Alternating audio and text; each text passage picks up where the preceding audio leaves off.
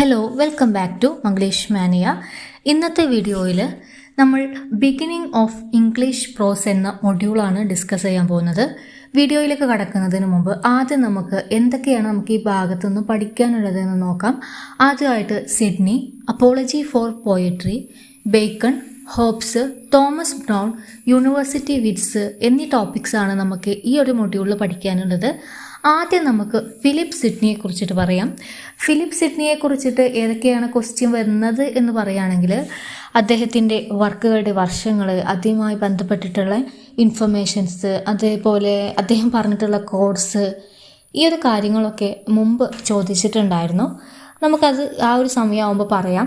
ആദ്യം നമുക്ക് Philip സിഡ്നിയുടെ life span നോക്കുകയാണെങ്കിൽ 1554 to 1586 വരെയാണ് ഫിലിപ്പ് സിഡ്നിയുടെ ലൈഫ് സ്പാന്.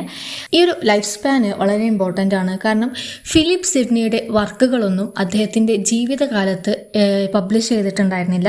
ഇദ്ദേഹത്തിൻ്റെ മരണശേഷമാണ് ഓരോ പബ്ലിഷേഴ്സും മുന്നോട്ട് വന്നിട്ട് ഇദ്ദേഹത്തിൻ്റെ വർക്കുകളൊക്കെ പബ്ലിഷ് ചെയ്യുന്നത്. അതുകൊണ്ട് തന്നെ ഈ ഒരു ലൈഫ് സ്പാന് ഇമ്പോർട്ടൻ്റ് ആണ്. കാരണം സിഡ്നിയുടെ വർക്കിൻ്റെ ഇയർ കണ്ടുപിടിക്കുക എന്നുള്ള ക്വസ്റ്റ്യൻ വരികയാണെങ്കിൽ ഇദ്ദേഹത്തിൻ്റെ ലൈഫ് സ്പാനിന് ഇടയിലൊരു ഓപ്ഷന് ആ ക്വസ്റ്റ്യൻ ഉണ്ടെന്നുണ്ടെങ്കിൽ അതല്ലാത്തതാവും ഇതിൻ്റെ ആൻസർ എന്ന് നിങ്ങൾ ചിന്തിക്കണം. അതിന് വേണ്ടിയിട്ടാണ് ഇത് ഇവിടെ സൂചിപ്പിച്ചിട്ടുള്ളത്. അടുത്തതാണ് he used early modern English language. ഇതും മുമ്പ് ക്വസ്റ്റ്യൻ ചോദിച്ചിട്ടുണ്ടായിരുന്നു. ഫിലിപ്പ് സിഡ്നി ഏത് ലാംഗ്വേജാണ് ഉപയോഗിച്ചിട്ടുണ്ടായിരുന്നത്? അതിൻ്റെ ആൻസറാണ് early modern English language. He lived during the period Elizabethan era. Elizabethan ഇറയിലെ ഒരു റൈറ്ററാണ് Philip Sidney. He was born at Kent of an aristocratic family. He was educated at Shrewsbury School and Christ Church, Oxford. ഇവിടെ ഈ ഒരു point ചേർക്കാനുള്ള കാരണം മുമ്പൊരു എക്സാമിന് ഫ്രാൻസിസ് ബേക്കണ് ഏത് സ്കൂളിലാണ് പഠിച്ചിട്ടുണ്ടായിരുന്നത് എന്നൊരു ചോദ്യം മുമ്പ് ചോദിച്ചിരുന്നു. അപ്പോൾ ഫിലിപ്പ് സിഡ്നിയും അതുപോലെ ഇമ്പോർട്ടൻ്റ് ആയിട്ടുള്ള ഒരാളായതുകൊണ്ടാണ് ഇദ്ദേഹത്തിൻ്റെ സ്കൂൾ ലൈഫും ഇവിടെ ചേർത്തിട്ടുള്ളത്. അടുത്ത പോയിൻ്റാണ് none of his work was published during his life time. ഇത് നമ്മൾ മുമ്പ് പറഞ്ഞു. ഇദ്ദേഹത്തിൻ്റെ ജീവിത കാലഘട്ടത്തിൽ അദ്ദേഹത്തിൻ്റെ ഒരു വർക്കുകളും പബ്ലിഷ് ചെയ്തിട്ടുണ്ടായിരുന്നില്ല. In Spenser's legend of courtesy, Sir Calidore is prototype of Sidney. ഇവിടെ ഈ ഒരു പോയിന്റ് വിശദീകരിക്കുന്ന മുമ്പ് സിഡ്നി ഒരു സോൾജർ ആണ് എന്ന് നമ്മൾ മനസ്സിലാക്കണം. ഇദ്ദേഹം ഒരു റൈറ്ററും അതുപോലെ തന്നെ സോൾജറും കൂടിയായിരുന്നു. സർ കാലിഡോർ ആരാണെന്ന് നോക്കുകയാണെങ്കിൽ എഡ്മണ്ട് സ്പെൻസറിൻ്റെ ദ ഫെയറി ക്യൂൻ എന്ന വർക്ക് നമ്മൾ മുമ്പ് പഠിച്ചിട്ടുണ്ടായിരുന്നു. ആ ഒരു വർക്കിനെ ഒരുപാട് ബുക്കുകളായിട്ട് ഡിവൈഡ് ചെയ്തിട്ടുണ്ട്. ആ ബുക്കുകളിലെ 6th ബുക്കാണ് ലെജൻഡ് ഓഫ് കോർട്ടസി എന്ന് പറയുന്നത്. ഈ ലെജൻഡ് ഓഫ് കോർട്ടസിയിലെ ഒരു ക്യാരക്ടറാണ് സർ കാലിഡോർ. ആ കാലിഡോറിൻ്റെ ക്യാരക്ടറുമായിട്ട് ഫിലിപ്പ് സിഡ്നി വളരെയധികം സാദൃശ്യം പുലർത്തുന്നുണ്ട്. അതെങ്ങനെയാണെന്നും കൂടി പറയാം. ഈ സർ കാലിഡോർ എന്ന് പറയുന്നത് ഒരു സോൾജറാണ്. അദ്ദേഹം തൻ്റെ രാജ്യത്തിന് വേണ്ടിയിട്ട് ധീരമായി പൊരുതുകയും തൻ്റെ അവസാന നിമിഷം വരെ മറ്റുള്ളവർക്ക് വേണ്ടി ജീവിക്കുകയും ചെയ്തിട്ടുള്ള ഒരു വ്യക്തിയാണ് കാലിഡോർ എന്ന് പറയുന്നത്. ഇനി ഫിലിപ്പ് സിഡ്നിയിലേക്ക് വരികയാണെങ്കിൽ അദ്ദേഹം തൻ്റെ രാജ്യത്തിന് വേണ്ടിയിട്ട് ധീര ശൂര പരാക്രമി പോലെ പ്രവർത്തിച്ചിട്ടുണ്ട്. ഫിലിപ്പ് സിഡ്നി മരിക്കുന്നത് പോലും ഒരു യുദ്ധക്കളത്തിൽ വെച്ചിട്ട് എതിരാളിയുടെ ആക്രമണത്തിനെതിരെയായിട്ടാണ്. അങ്ങനെ എതിരാളിയുടെ ആക്രമണത്തിന് ഇരയായിട്ടുള്ള ഫിലിപ്പ് സിഡ്നി യുദ്ധക്കളത്തിൽ വീണ് കിടക്കുമ്പോൾ അദ്ദേഹത്തിൻ്റെ അടുത്തേക്ക് ഒരു സോൾജിയർ വെള്ളവുമായിട്ട് വരുന്നുണ്ട്. ആ ഒരു സമയത്ത് ഫിലിപ്പ് സിഡ്നി അയാളോട് പറയും, തൻ്റെ തൊട്ടപ്പുറത്ത് നിൽക്കുന്ന സോൾജിയറിന് ആ വെള്ളം കൊണ്ടു കൊടുക്കൂ, അയാൾക്കാണ് അത് ഏറ്റവും കൂടുതൽ ആവശ്യമെന്ന് പറഞ്ഞിട്ട് അയാൾ അങ്ങോട്ട് പറഞ്ഞയക്കുന്നുണ്ട്. ഈ ഒരു കാര്യം കൊണ്ടൊക്കെ തന്നെ ഫിലിപ്പ് സിഡ്നിയുടെ കണ്ടംപററി ആയിട്ടുള്ള എഡ്മണ്ട് സ്പെൻസറിന് ഇദ്ദേഹത്തോട് വലിയ ആദരവും റെസ്പെക്റ്റുമാണ്. എഡ്മണ്ട് സ്പെൻസർ ഫിലിപ്പ് സിഡ്നിക്ക് വേണ്ടിയിട്ട് പല വർക്കുകളും എഴുതിയിട്ട് പോലും ഉണ്ട്. അതിൽപ്പെട്ടിട്ടുള്ള ഒരു വർക്കാണ് ഫെയറി ക്യൂനിയിലെ ഈ ലെജൻഡ് ഓഫ് കോർട്ടസി എന്ന് പറയുന്ന ഭാഗത്ത് ഫിലിപ്പ് സിഡ്നിയെ കുറിച്ചിട്ട്. ഫിലിപ്പ് സിഡ്നിയുടെ പ്രോട്ടൈപ്പായിട്ട് സർ കാലിഡോർ എന്ന കഥാപാത്രത്തെ സർ എഡ്മണ്ട് സ്പെൻസർ ഉപയോഗിക്കുന്നത്. അതാണ് ഈ ഒരു പോയിന്റിൽ പറയുന്നത്. In Spenser's legend of courtesy, Sir Calidore is prototype of Sidney. ഇനി നമുക്ക് അടുത്തതായിട്ട് ഇദ്ദേഹത്തിൻ്റെ വർക്കുകൾ പഠിക്കാം. ഇമ്പോർട്ടൻ്റ് ആണ് ഇദ്ദേഹത്തിൻ്റെ വർക്കുകളുടെ ഇൻഫർമേഷനും അതുപോലെ ഇയറും വളരെ ഇമ്പോർട്ടൻ്റ് ആണ്. ആദ്യം നമുക്ക് ആസ്ട്രോഫിൽ ആൻഡ് സ്റ്റെല്ല പഠിക്കാം. ഇതിൻ്റെ ടൈറ്റിൽ ഒരു ചെറിയ മിസ്റ്റേക്ക് ഉണ്ട്. ആസ്ട്രോഫെൽ എന്നുള്ളതല്ല, ആസ്ട്രോഫിൽ ആൻഡ് സ്റ്റെല്ല എന്നാണ് ഒറിജിനൽ. ആദ്യം നമുക്ക് ഈ ഒരു ടൈറ്റിലിൻ്റെ മീനിങ് നോക്കുകയാണെങ്കിൽ aster means star, phil means lover, Stella means star. ഇനി ഒരു ടൈറ്റിലിൻ്റെ ഓൾ ഓവർ മീനിങ് എന്താണെന്ന് പറയുകയാണെങ്കിൽ star lover and his star എന്നാണ് ഈ ഒരു ടൈറ്റിലിൻ്റെ meaning. Astrophil and Stella is an English sonnet sequence containing 18 sonnets and 11 songs. ഈ ആസ്ട്രോഫിൽ ആൻഡ് സ്റ്റെല്ല എന്ന് പറയുന്നത് ഒരു സോണറ്റ് സീക്വൻസ് ആണ്. ഇംഗ്ലീഷ് ലിറ്ററേച്ചറിലുള്ള ആദ്യത്തെ സോണറ്റ് സീക്വൻസ് കൂടിയാണിത്. ഇതിൽ 18 സോണറ്റ്സും അതുപോലെ 11 സോങ്സും ഇൻക്ലൂഡഡ് ആണ്. It is the first famous sonnet sequence in English. ഇത് മുമ്പ് ചോദിച്ചിട്ടുള്ളതാണ്. ഇംഗ്ലീഷ് ലിറ്ററേച്ചറിലെ ഫസ്റ്റ് സോണറ്റ് സീക്വൻസ് ഏതാണ് എന്ന ചോദ്യം മുമ്പുണ്ടായിരുന്നു. അതിൻ്റെ ആൻസറാണ് Astrophil and Stella. The first edition was printed by Thomas Newman and the preface written by Thomas Nashe to this edition.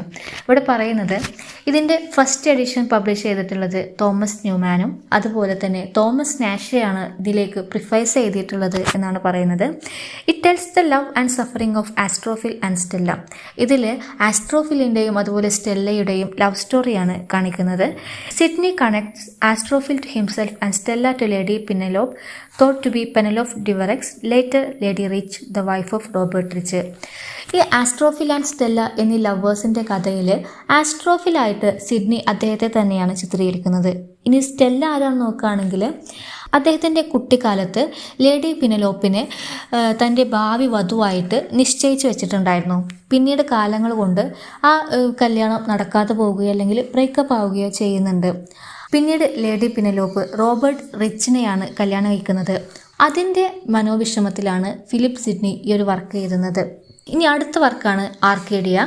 The Countess of Pembroke's Arcadia, also known simply as the Arcadia, is a long prose pastoral romance by Philip Sidney. ഇവിടെ പറയുന്നത് ഈ ഒരു ടൈറ്റിലിൻ്റെ ഈ ഒരു Arcadia എന്ന് പറയുന്ന വർക്കിൻ്റെ full name എന്ന് പറയുന്നത് the Countess of Pembroke's Arcadia എന്നാണ്. ഇതൊരു പാസ്റ്ററൽ റൊമാൻസ് ആണ്. പാസ്റ്ററൽ എന്ന് പറയുന്നത് ഇടയന്മാർക്കിടയിലുള്ള ഒരു റൊമാൻറ്റിക് സ്റ്റോറി പറയുന്ന വർക്കാണ് Arcadia. Sidney's Arcadia was published in 1590. ഇത് മുമ്പ് ചോദിച്ചിട്ടുണ്ടായിരുന്നു ഈ ഒരു വർക്കിൻ്റെ വർഷം ഏതാണെന്നുള്ളത്. 1590 ആർക്കേഡിയ പബ്ലിഷ് ചെയ്യുന്നത്. ഇനി മറ്റൊരു പ്രധാനപ്പെട്ടിട്ടുള്ള വർക്കാണ് അൻ അപ്പോളജി ഫോർ പോയട്രി. ഇതിൽ നിന്ന് മുമ്പ് ഈ പോയട്രിയെ കുറിച്ചിട്ട് ഫിലിപ്പ് സിഡ്നിയുടെ അഭിപ്രായം, കോട്ടിങ് അതൊക്കെ ചോദിച്ചിട്ടുണ്ടായിരുന്നു. It also known as the defence പോയസി. An apology for poetry was posthumously published separately in 2 editions in 1595 by 2 printers. ഇവിടെ പറയുന്നത് 1595 2 എഡിഷൻസ് ആയിട്ടാണ് ഈ 2 വർക്കുകളും എഴുതുന്നത്. സംഭവം രണ്ടും ഒന്നാണെങ്കിലും 2 ആയിട്ട് തന്നെയാണ് പബ്ലിഷ് ചെയ്തിട്ടുണ്ടായിരുന്നത്. ഈ 1595 തന്നെ ആദ്യം പബ്ലിഷ് ചെയ്തിട്ടുണ്ടായിരുന്നത് ഡിഫൻസ് പോയസിയാണ്. അത് പബ്ലിഷ് ചെയ്തത് വില്യം പോൺസൺബൈ ആണ്. അതുപോലെ ഹെൻറി ഒൽനെയാണ് an apology for poetry publish ചെയ്തിട്ടുള്ളത്.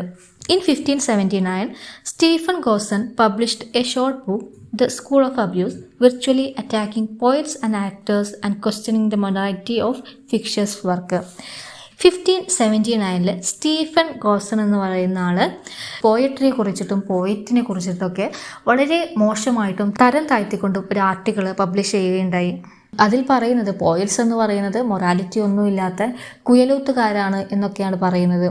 ഇതറിഞ്ഞ് ഫിലിപ്പ് സിഡ്നി സ്റ്റീഫൻ ഗോസൺ ഒരു മറുപടി എന്ന നിലയ്ക്ക് എഴുതിയിട്ടുള്ള ഒരു വർക്കാണ് അൻ അപ്പോളജി ഫോർ പോയട്രി എന്ന് പറയുന്നത്. അന്ന് സ്റ്റീഫൻ ഗോസണ് പോയട്രിയെ കുറിച്ചിട്ട് പറഞ്ഞ കാര്യങ്ങൾ എന്താണെന്ന് നോക്കാം. Poetry is waste of time. Poetry എന്ന് പറയുന്നത് ടൈം വേസ്റ്റ് ചെയ്യാനുള്ള സാധനമാണ്. രണ്ടാമത്തേതായിരുന്നു poetry is mother of lies. പോയട്രിയിൽ തെറ്റുകൾ അല്ലെങ്കിൽ കള്ളത്തരങ്ങൾ മാത്രമാണ് ഉള്ളത്. It is nurse of abuse. ഈ പോയട്രിയിൽ പല അബ്യൂസുകളുണ്ട്.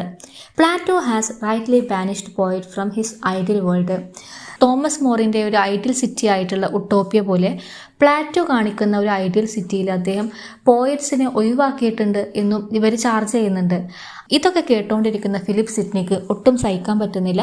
ഇതിനൊരു മറുപടി എന്ന നിലയിൽ ഫിലിപ്പ് സിഡ്നി എഴുതിയിട്ടുള്ള വർക്കാണ് അൻ അപ്പോളജി ഫോർ പോയട്രി എന്ന് പറയുന്നത്. ഇനി ഈ ഒരു അപ്പോളജി ഫോർ പോയട്രിയിൽ നിന്നും മുമ്പ് കോട്ട്സ് ചോദിച്ചിട്ടുണ്ടായിരുന്നു. ഞാനത് പ്രീവിയസ് ഇയർ ക്വസ്റ്റ്യൻസ് ലാസ്റ്റ് പറയുന്ന സമയത്ത് പറയാം. കുറച്ച് ലെങ്തി ആയിട്ടുള്ള കോട്ടാണ്. ഇനി അടുത്തതായിട്ട് നമുക്ക് ഫ്രാൻസിസ് ബേക്കണിനെ കുറിച്ചിട്ടാണ് പഠിക്കാനുള്ളത്. Bacon has called the father of empiricism. Father of empiricism ആയിട്ട് അറിയപ്പെടുന്നത് ഫ്രാൻസിസ് ബേക്കൺ ആണ്. ഈ എംപിരിക്കിസം എന്ന് പറയുന്നത് എക്സ്പീരിയൻസ് ആണ് മെയിൻ. ശാസ്ത്രത്തിനും നോളജിനൊപ്പം നമ്മൾ അറിവ് നേടുന്നത് എക്സ്പീരിയൻസിലൂടെ ആവണം എന്ന തരത്തിലൊരു ആശയം ഫോളോ ചെയ്യുന്ന ഒരാളായിരുന്നു ഫ്രാൻസിസ് ബേക്കൺ. എംപിരിക്കിസം കൊണ്ടുവന്നത് അദ്ദേഹം ആയതുകൊണ്ട് തന്നെ ഇദ്ദേഹത്തെ ഫാദർ ഓഫ് എംപിരിക്കിസം എന്നാണ് അറിയപ്പെടുന്നത്. He known popularly as father of English essay. English എസ്സേസിൻ്റെ ഫാദറായിട്ട് അറിയപ്പെടുന്നതും ഫ്രാൻസിസ് ബേക്കൺ ആണ്. ഒരുപാട് എസ്സേസ് ഇദ്ദേഹത്തിൻ്റെതുണ്ട്. ഒട്ടുമിക്ക എല്ലാ എസ്സേയും ഓഫ് എന്ന് പറഞ്ഞിട്ടാണ് തുടങ്ങുന്നത്. അത് മുമ്പ് ക്വസ്റ്റ്യൻ ചോദിച്ചിട്ടുണ്ടായിരുന്നു, ഫ്രാൻസിസ് ബേക്കണിൻ്റെ എസ്സേ എന്ത് വെച്ചിട്ടാണ് തുടങ്ങുന്നത് എന്നുള്ളത്. അത് നമ്മൾ തൊട്ടപ്പുറത്ത് ഇനി അടുത്തത് പറയാനുണ്ട്, ആ സമയത്ത് പറയാം. Alexander Pope described Bacon as the wisest, brightest, meanest of mankind. Francis ബേക്കണിനെ കുറിച്ചിട്ട് അലക്സാണ്ടർ പോപ്പ് പറഞ്ഞിട്ടുള്ള കാര്യമാണ്. ഇതും മുമ്പ് ക്വസ്റ്റ്യൻ വന്നിട്ടുണ്ടായിരുന്നു. ഞാൻ ഈ പ്രീവിയസ് ഇയർ ക്വസ്റ്റ്യൻ ഇതിൻ്റെ കൂടെ പറയാൻ കാരണം നിങ്ങളെ ബോറടിപ്പിക്കാൻ വേണ്ടിയിട്ടല്ല. ഇങ്ങനെയൊക്കെ ക്വസ്റ്റ്യൻ വരുന്നുണ്ട്, ഇതിൻ്റെ കൂടെ മറ്റു കോഴ്സും കൂടെ നിങ്ങൾ പഠിക്കണം എന്നറിയിക്കാൻ വേണ്ടിയിട്ടാണ്. ഫ്രാൻസിസ് ബേക്കണിനെ കുറിച്ചിട്ട് മറ്റുള്ളവർ പറഞ്ഞിട്ടുള്ള കോഴ്സ് പോലെ തന്നെ ഇമ്പോർട്ടൻ്റ് ആണ് ഫ്രാൻസിസ് ബേക്കണ് പറഞ്ഞിട്ടുള്ള കോഴ്സും. അപ്പോൾ നമുക്കിനി ഫ്രാൻസിസ് ബേക്കണിൻ്റെ കോഴ്സാണ് നോക്കാനുള്ളത്. അദ്ദേഹത്തിൻ്റെ ഇമ്പോർട്ടൻ്റ് ആയിട്ടുള്ള ഒരു കോട്ടാണ്, some book are to be tasted, other to be swallowed and some few to be chewed and digested. മറ്റൊന്നാണ്, children sweeten labour but they make misfortunes more bitter. They increase the care of life, but they mitigate the remembrance of death. ഇത് മുമ്പ് ചോദിച്ചിട്ടുള്ള question ആണ്. അന്ന് ചോദിച്ചിട്ടുണ്ടായിരുന്നത് children sweeten labour but they make misfortune more bitter. ഈ quote ആരാണ് പറഞ്ഞിട്ടുള്ളത് എന്നായിരുന്നു ചോദിച്ചിട്ടുണ്ടായിരുന്നത്. അതിൻ്റെ ആൻസറാണ് ഫ്രാൻസിസ് ബേക്കണ്. അതുപോലെ തന്നെ അദ്ദേഹത്തിൻ്റെ ഇമ്പോർട്ടൻ്റ് ആയിട്ടുള്ള 2-3 കോട്ട്സ് കൂടെ പറയാം. Hope is good breakfast but it is a bad supper. For knowledge too is itself power. The joys of parents are secret, and so are their griefs and fears. Reading Macbeth a full man, conference a ready man, and writing an exact man. ഇത് മുമ്പ് ചോദിച്ചിട്ടുണ്ട്. Reading maketh a full man, ഇത് ആരുടെ കോട്ടാണ് എന്നുള്ള ചോദ്യം മുമ്പുണ്ടായിരുന്നു. Important ആണ്. മറ്റൊരു കോട്ടാണ്, young men are fitter to invent than to judge, fitter for execution than for counsel, and fitter for new project than for settled business. Silence is sleep that nourish wisdom. Imagination was given to man to compensate him for what he is not. A sense of humor to console him for what he is. അപ്പോൾ Francis ബേക്കണിൻ്റെ കോട്ടുകളിൽ വളരെ കുറച്ച് മാത്രമാണ് ഈ quotes ഞാനിപ്പോൾ പറഞ്ഞിട്ടുള്ളത്. നിങ്ങൾ സ്വന്തമായിട്ട് refer ചെയ്തിട്ട് ബാക്കി കൂടെ പഠിക്കണം. എല്ലാം കൂടി എടുത്തിട്ട് നിങ്ങളെ ബോറടിപ്പിക്കേണ്ടെന്ന് വെച്ചിട്ടാണ് 5-6 കോട്ട്സ് മാത്രം ഇട്ടിട്ടുള്ളത്. ഇനി അദ്ദേഹത്തിൻ്റെ ഫേമസ് ആയിട്ടുള്ള വർക്കുകൾ നോക്കാം. The great instauration, it also called instauratio magna, which means restoring or renewing something. ഈ ഒരു ടൈറ്റിലിൻ്റെ മീനിങ് റിന്യൂവിങ് എന്നാണ്. It published in 1620. Describes his plan for instauration of the arts and science. Arts and സയൻസിൻ്റെ ഉന്നമനത്തിന് വേണ്ടിയിട്ട് അദ്ദേഹത്തിൻ്റെ അഭിപ്രായത്തിലുള്ള പദ്ധതികളാണ് ഈ ഒരു വർക്കിൽ പറയുന്നത്. It's second part is novum ഓർഗാനം. ഇത് മുമ്പ് ചോദിച്ചിട്ടുണ്ടായിരുന്നു. മാച്ച് ദ ഫോളോയിങ് എന്നുള്ള ക്വസ്റ്റ്യനിൽ ഫ്രാൻസിസ് ബേക്കണും അതുപോലെ ഓപ്പോസിറ്റ് ആയിട്ട് നോവം എന്നുള്ളൊരു വന്നിട്ടുണ്ടായിരുന്നു.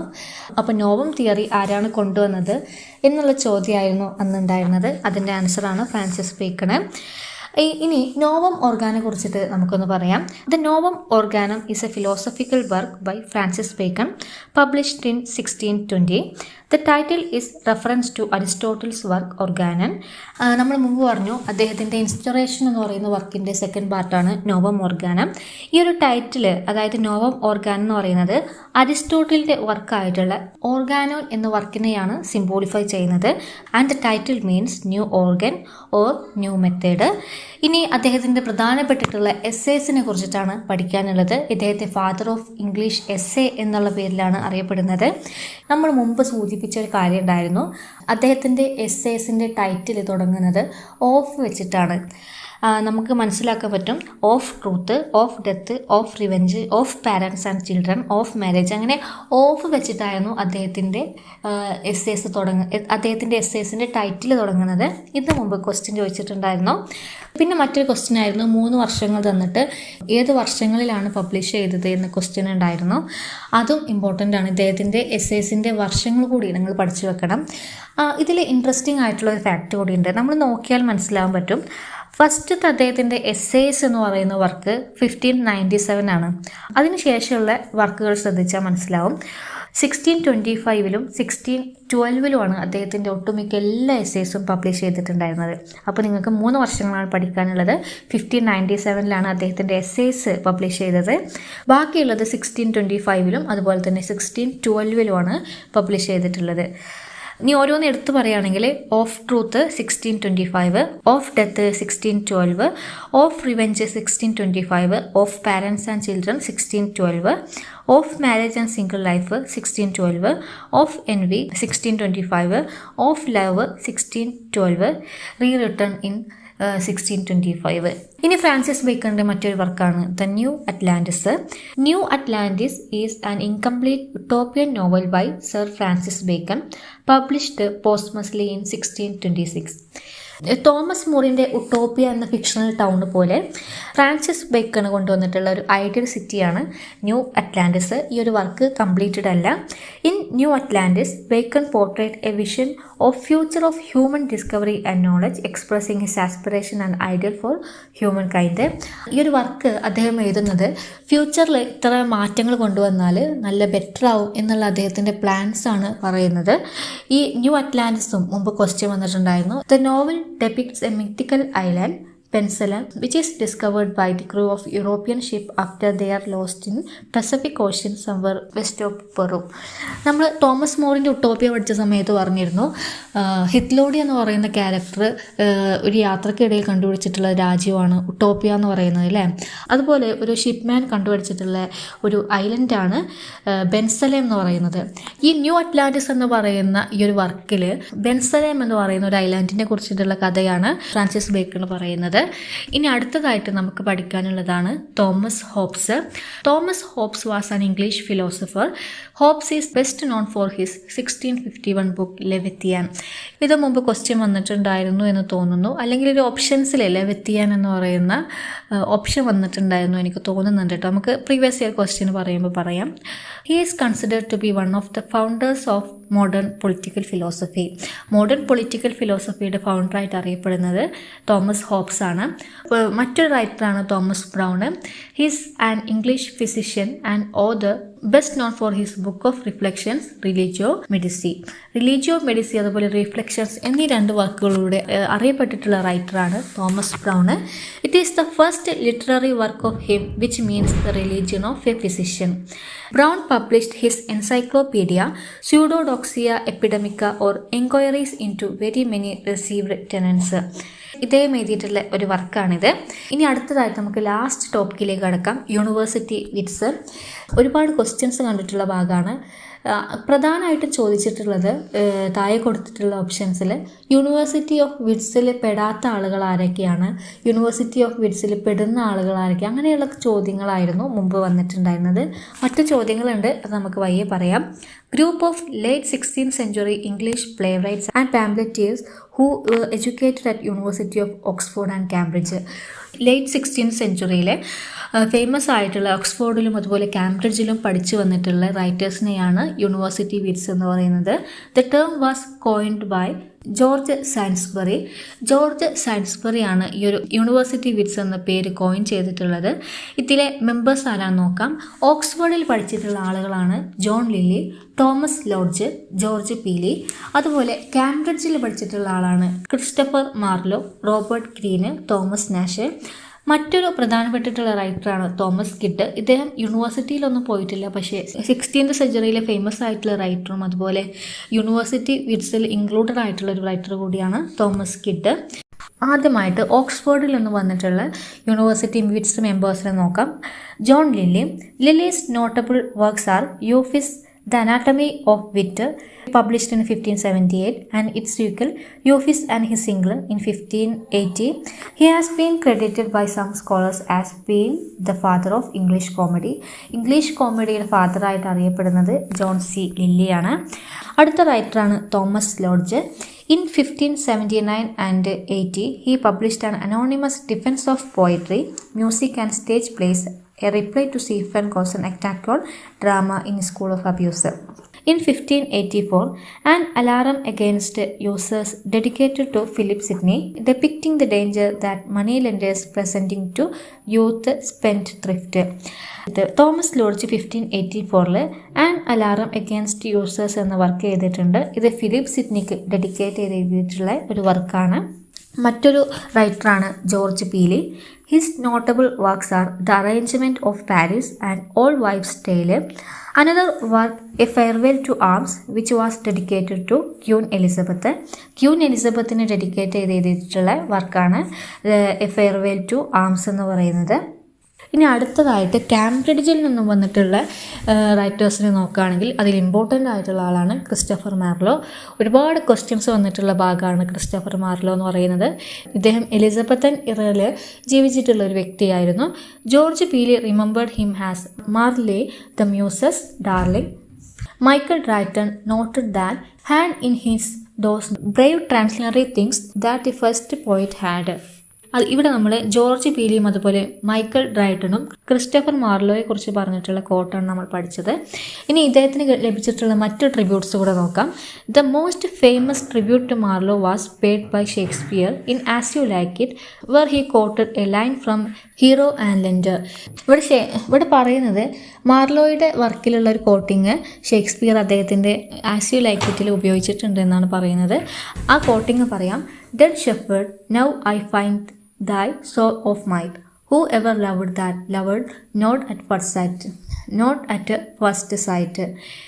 ഇനി അടുത്ത പോയിന്റാണ് Marlowe brought blank verse and Ben Jonson brought about it as Marlowe's mighty line.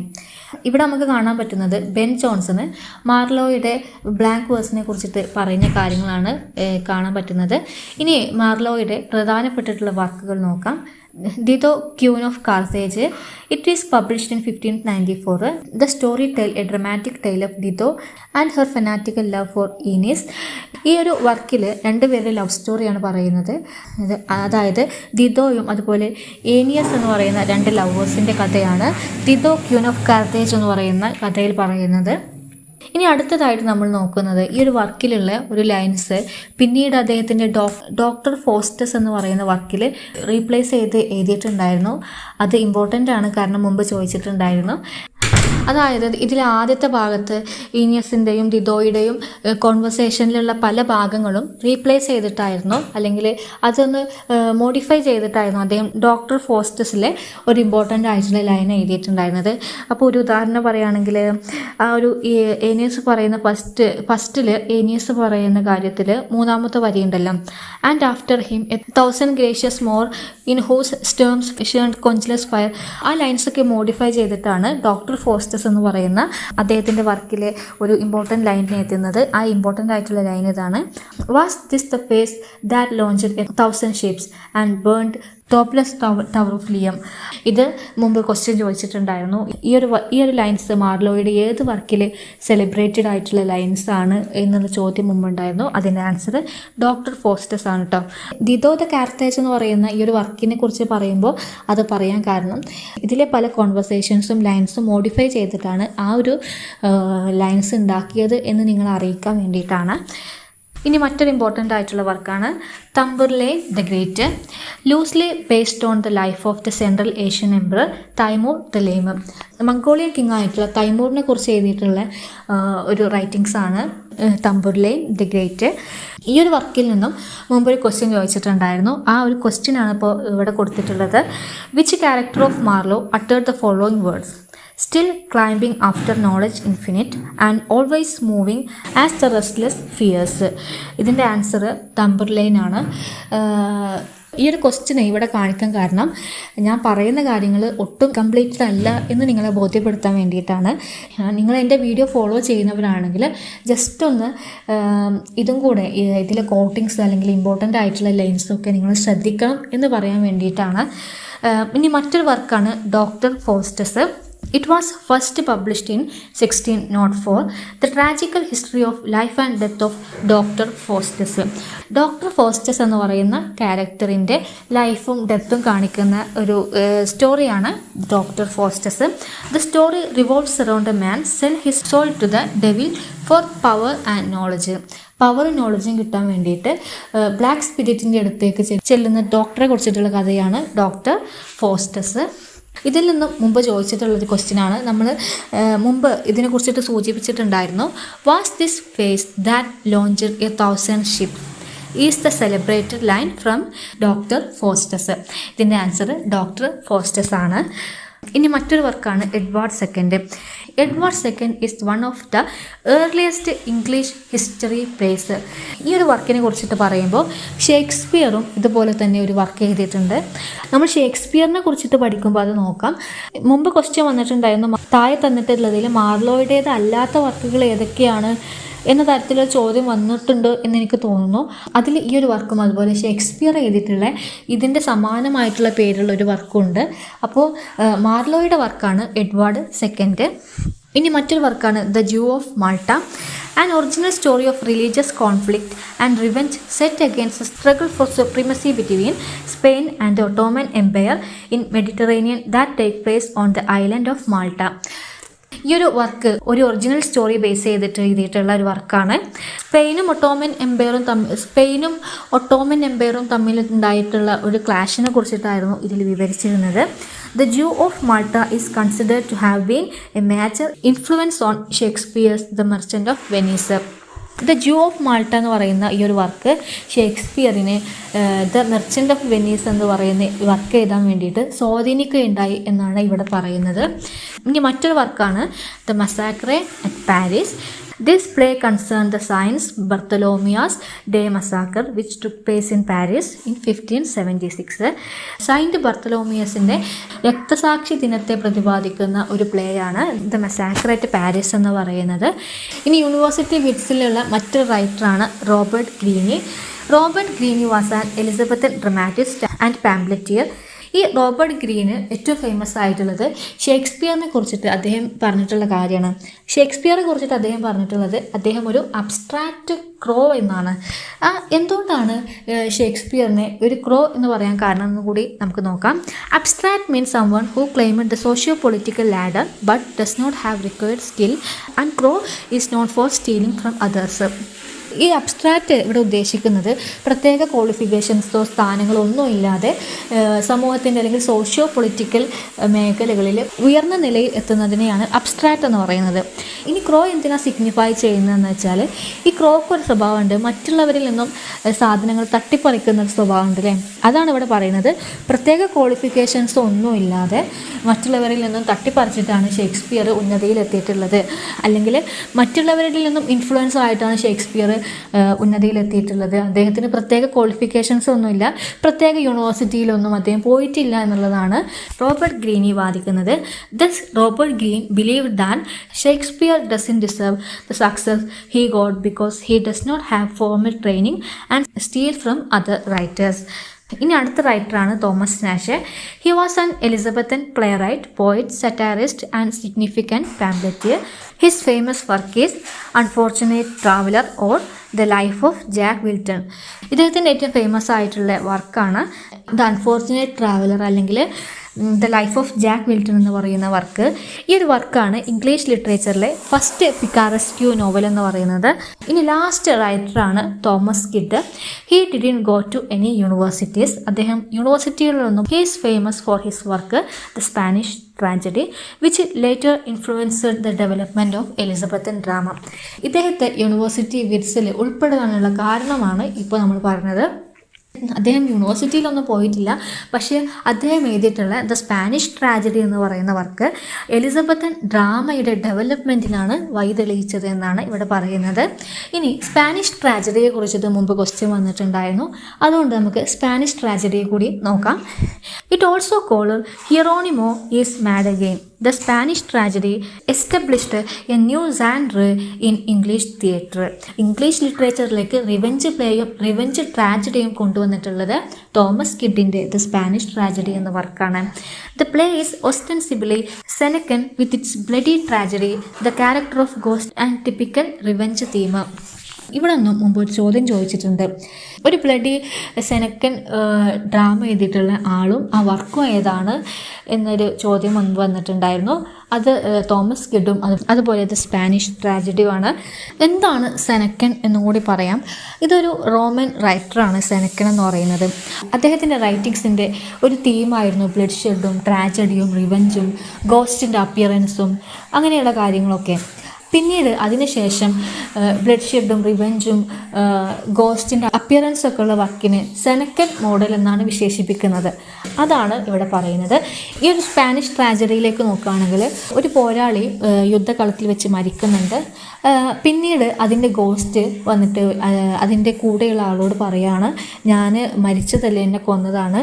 അങ്ങനെ ആ ആൾ കണ്ടുപിടിക്കുന്നതും അയാൾ റിവെഞ്ച് ചെയ്യുന്നതും അതൊക്കെ പിന്നീട് വലിയ ട്രാജഡിയായി മാറുന്നതൊക്കെയാണ് ഈ സ്പാനിഷ് ട്രാജഡി എന്ന് പറയുന്ന വർക്കിൽ പറയുന്നത്.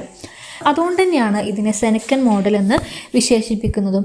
ഇനിയൊരു തോമസ് കിഡിൻ്റെ മറ്റൊരു സവിശേഷതയാണ് ഇദ്ദേഹത്തിൻ്റെ യുവർ ഹാംലെറ്റ് എന്ന് പറയുന്ന ഒരു വർക്കുണ്ട്. ഈ ഒരു വർക്ക് ഷേക്സ്പിയറെ ഇൻസ്പയർ ചെയ്യുകയും അത് കാരണമാണ് ഹാംലെറ്റ് എഴുതുകയും ഉണ്ടാവുന്നത് എന്ന് പല ക്രിട്ടിക്സും വാദിക്കുന്നുണ്ട്. അപ്പോൾ ഇത്രയും കാര്യങ്ങളാണ് ഈ മൊഡ്യൂളിൽ നമുക്ക് പഠിക്കാനുള്ളത്. ഇനി നമുക്ക് പ്രീവിയസ് ഇയർ ക്വസ്റ്റ്യൻസ് ആണ് നോക്കാനുള്ളത്. ഫസ്റ്റ് ക്വസ്റ്റ്യൻ ആണ്, whose excellence sonnets were the first to be linked by subject, matter and theme? Answer is option B, Philip Sidney. Second question is, was this face that launched 1,000 ships is celebrated line from? Answer is Dr. Faustus. ഇനി അടുത്തതായിട്ട് മൂന്നാമത്തെ question നോക്കാം.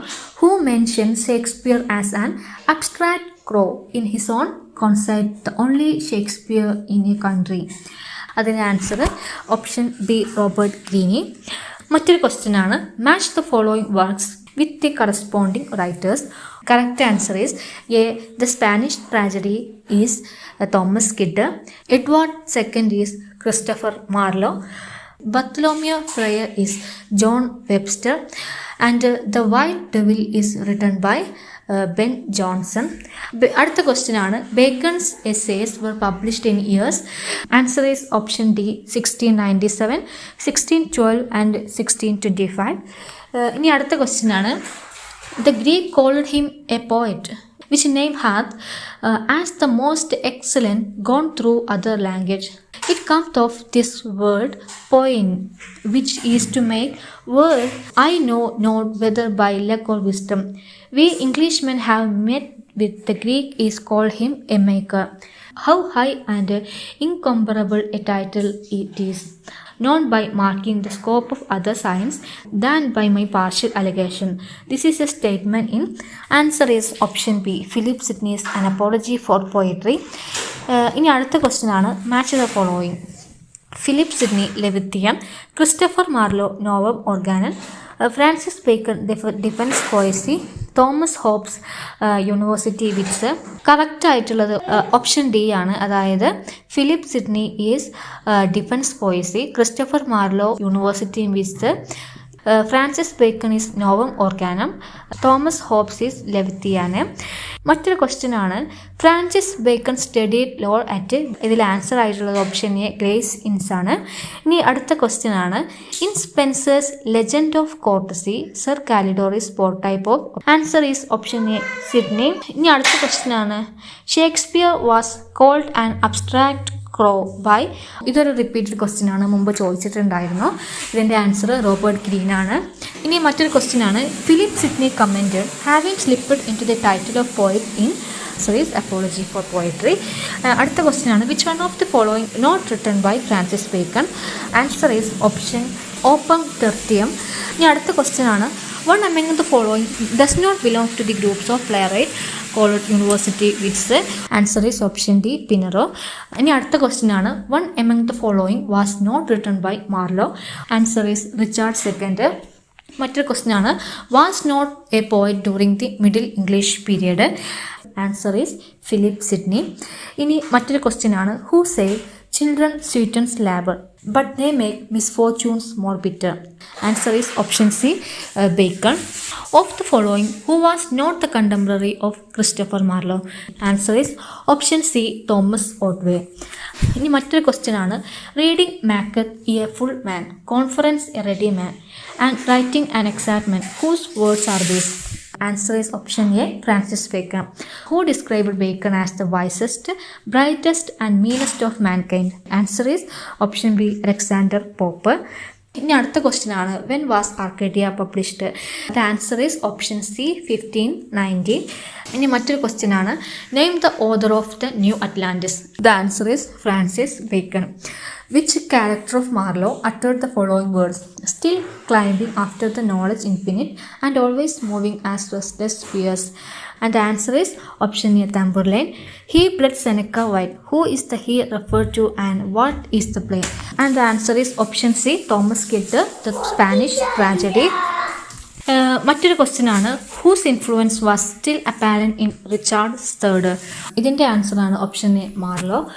ഇത്രയും questions ആണ് ഞാൻ refer ചെയ്തപ്പോൾ കിട്ടിയിട്ടുള്ളത്. നിങ്ങളുടെ അഭിപ്രായങ്ങളും നിർദ്ദേശങ്ങളും കമൻറ്റ് ബോക്സിൽ ഇടുമെന്ന് വിചാരിക്കുന്നു. Thanks for watching Manglish മാനിയ.